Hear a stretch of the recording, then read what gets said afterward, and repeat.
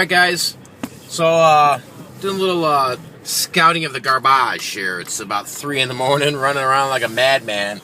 I did find something. There's slim pickings today, but let me show you guys what I found really quick. See if the lights can turn on. I got that there. It's a Han filing cabinet. I don't know if you can see that there. It's sitting in the garbage. You know, those things go for about 80 to 90 bucks. So you really got to pay attention when you're out here digging around through garbage and stuff like that.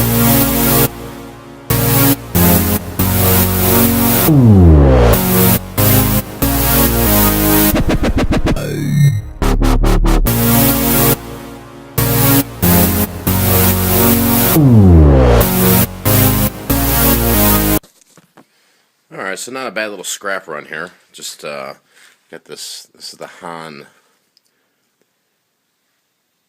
desk file cabinet. That's in pretty good shape there. And then this piece here I picked up. It's the industrial size like shelving. It was probably used for something for the restaurant to hold pans or something like that. But it's pretty darn heavy here, so I'm gonna pull it out, clean it up, see what we can get out of it, and if it's something that looks pretty cool and salvageable, I'll use it. So.